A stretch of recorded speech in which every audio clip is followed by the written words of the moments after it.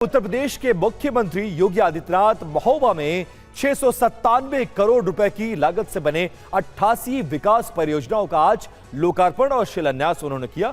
यहां वो क्या कुछ कह रहे हैं वो आपको सुनाते हैं। इन चीजों को देख करके बुंदेलखंड की कनेक्टिविटी खराब थी, माफिया खनन माफिया हावी थे, वो माफिया हावी थे, वन माफिया हावी थे।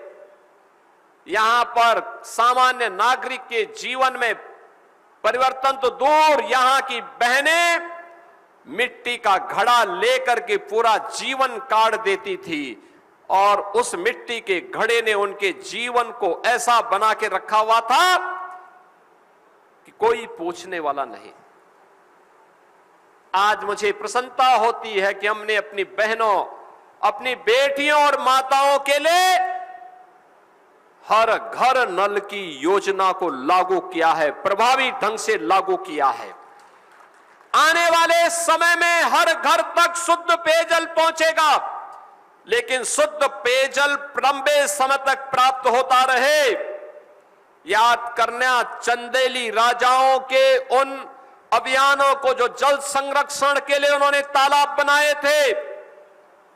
जल संरक्षण के इस कार्यक्रम को एक बूंद जल का दुरुपयोग नहीं होने देंगे। जल संरक्षण के कार्यक्रम को आगे बढ़ाएंगे। बहनों और भाइयों, अगर हम इस कार्यक्रम के साथ जुड़ पाएंगे तो याद करना, ये हमारे लिए एक उपलब्धि होगी। जल संरक्षण आज की आवश्यकता है। मुझे महोबा में आकर के प्रसन्नता होती है, चरखारी में आकर के मुझे प्रसन्नता होती है। अनेक तालाब बने हैं, तालाबों को जल संरक्षण की दिशा से तैयार करना स्थानीय जनप्रतिनिधियों का दायित्व बनता है कि उसको डिसिल्ट करने के कार्यक्रम के साथ जोड़ना। डिसिल्ट हो जाए और फिर आगे बढ़ सकती है योजना, आने वाली पीढ़ी को हम उज्जवल भविष्य दे सकते हैं।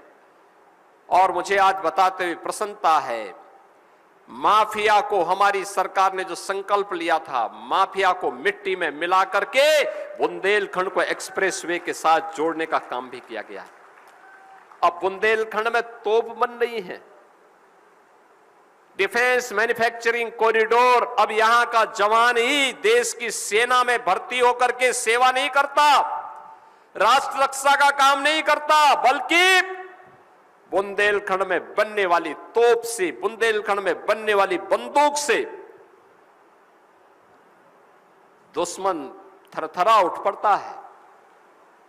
याद करिए, उत्तर प्रदेश के डिफेंस मैन्युफैक्चरिंग कॉरिडोर में जो ब्रह्मोस मिसाइल बनी, ऑपरेशन सिंदूर में, जिस दिन ऑपरेशन सिंदूर में ब्रह्मोस मिसाइल दगी थी, पाकिस्तान हाय तौबा करते हुए दुनिया के अंदर माफी मांगता हुआ घूम रहा था, माफी मांगता हुआ घूम रहा था, दुम दबा करके जान की भीख मांग रहा था। ये पाकिस्तान क्या लड़ पाएगा हिंदुस्तान से?